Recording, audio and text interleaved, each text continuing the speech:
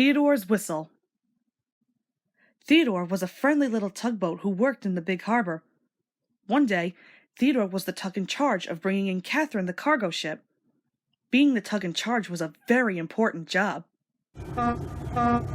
He whistled, feeling grand and important. "Why, that is the cutest little whistle," declared Catherine. Theodore didn't want his whistle to be cute or little. He wanted it to be grand and important. Just as Theodore was moving Catherine snugly into her dock, he saw his friend Emily. Emily whistled. How strong and confident her whistle sounded. Theodore whistled back, trying to sound just as strong and confident as Emily. "What do you think of my new whistle, Emily?" Theodore asked. "It sounds to me as though you have something stuck in your smokestack," Emily replied. It was Photok, churning past Theodore. "Listen to that whistle," Theodore said to himself.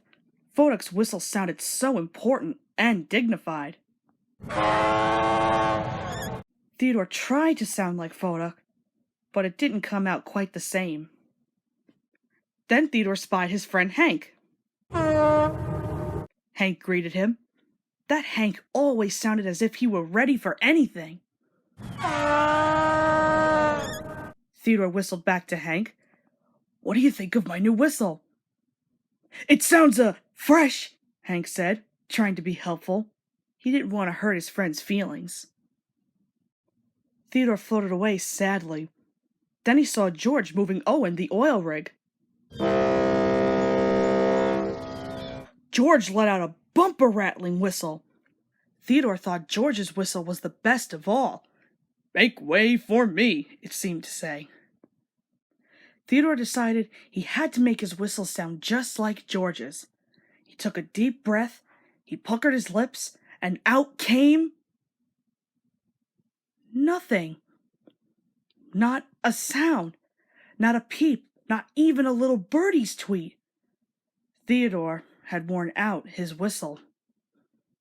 That afternoon, the tugboats gathered at the Great Ocean Dock for a special announcement. "Tugboats," the dispatcher said, "the great ocean liner, the Queen Stephanie, will be arriving in our harbor." All the tugboats were excited. The Queen Stephanie was the grandest liner in the world. "Everyone shipshape?" the dispatcher asked. Everyone blew their whistles. Everyone but Theodore. "Theodore?" asked the dispatcher. "All shipshape?" I can't whistle," Theodore said in a very small voice. The dispatcher didn't say anything for the longest moment. Then he turned so that only Theodore could hear. "Theodore, tugs must have whistles if they want to work. I'm sorry, but I can't send you out with the others." Theodore watched sadly as the other tugboats left. "It all started because I didn't like my own whistle," he said to himself. "And now I don't have any whistle at all."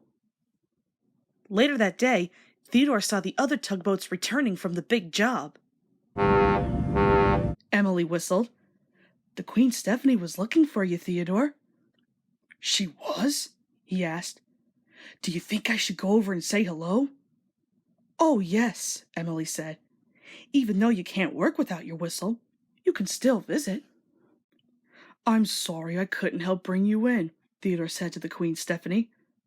"You see, I wore out my whistle." "You did?"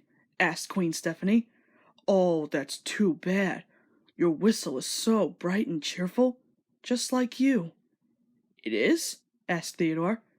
"I didn't think you even noticed my whistle." "Oh, I most certainly do," said the Queen. "Even when I can't see the tugboats, I can always tell who they are by their whistles. You each have your own special whistle." "Even me?" asked Theodore. "Especially you," said the Queen. "Your whistle always makes me smile." Theodore began to smile too. "I'm sure you'll get your whistle back soon," the Queen said. "All it needs is a little rest." "And so do I. Good night, Theodore." "Good night," Theodore said. I guess my whistle is special, Theodore said to himself. He took a breath and let out a small, sweet, wonderful whistle. It was his good old Theodore whistle, and it felt just right.